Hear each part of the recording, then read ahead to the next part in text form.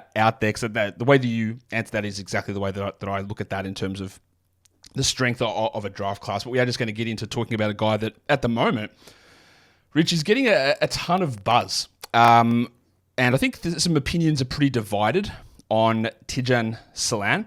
He is a very... Well, is he the youngest player in this draft class? No, but he's the youngest first-round prospect. Okay. Who's that? Who is the youngest player? It's Ulrich. I'm going to botch the name. Oh, yeah. Ulrich Chomsky. He's 1 day before the deadline to be in the draft. The limit. The guy from the NBA Africa Academy. Yep. All right. So we're talking about Tidjane Salaun here, who just had he's playing over in France at the moment. He's not yet 19, 6'9" forward. Those stats that the guys can see, you can't see, Rich, because I'm having technical difficulties here, but that's his per 40 pace-adjusted stats, 17 and 7 with 1.9 steals. He played 23 minutes tonight. These aren't fully updated because there were games still going on in Europe as we speak.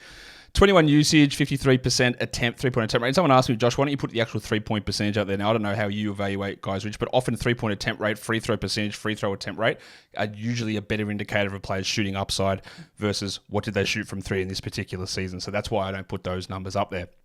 But let's talk about Salaun, who's, again, this big body forward. And I'm going to throw things out for the casual draft person as well, because people will say, oh, young guy, 18, no one's heard of him, in France, defensive stats, is this the new Bilal Coulibaly? Like, we're like obviously a little bit different in size, but that's where your mind will go. Oh, the mystery man, the 18-year-old from France. Where is Salaun sort of sitting in that landscape? Is there merit to that, or is that just silly? Yeah, I think a lot of the way he gets propped up has to do with just there's no other high upside gambles for I don't think with somebody his upside. Some of the guys who have that higher upside, they're a little bit older. They have they're playing in a lesser competition and did worse. Like you said, those numbers aren't bad. The big thing with Salaun is just he is extremely raw. The talent is all there. The motor is there. The drive to get better is 100% there, but his isolation defense is bad, just outright terrible. If you're curious, you can just type in Mavs draft Salaun or Salaun, Salaun, and you'll see I posted a clip of 7 one-on-one plays, and every single one of them is almost worse than the last. It's really tough. And then the jump shot, while it has improved a lot, it's still far away. Yeah, I'm not convinced here. There is just not to say that these guys are the same, but we do tend to get excited. Oh, look how long he is. Look at the wingspan. Look at the shooting upside. Look at the potential. Look at the defensive disruptability numbers, maybe. But you can go back into every draft and find that guy who just doesn't hit. Those Sekou Doumbouya, okay, similar size player, similar position. Maybe he shoots. Who knows? Who knows where any of this stuff goes? So.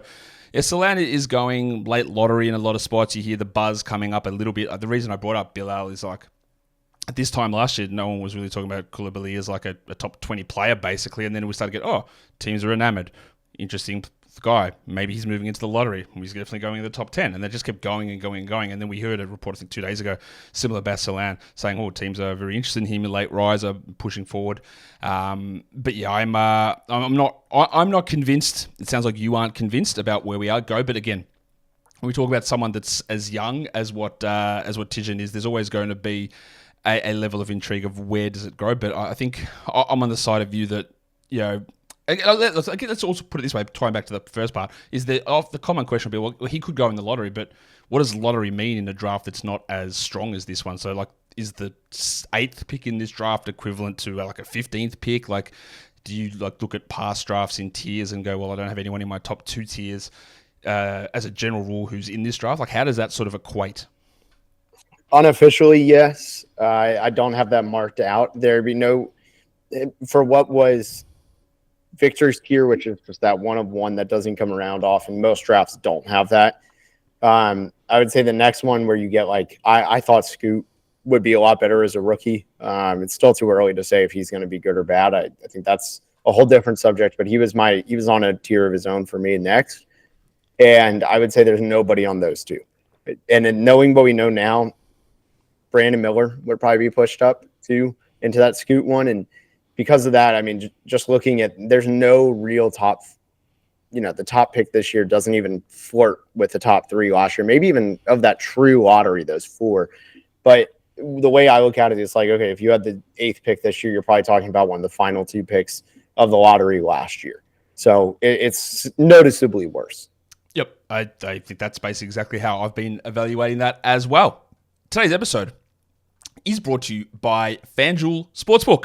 It is winner take all time in the NBA and in the NHL, and FanDuel is giving you the shot to bring home a big win of your own. Right now, new customers get $150 in bonus bets with any winning $5 bet. That's $150.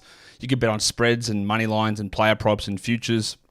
Whatever it is, you can do that over at FanDuel, but you got to go to FanDuel.com/lockedon, and then you can make every playoff shot count. FanDuel is America's #1 sportsbook, and don't forget to gamble responsibly.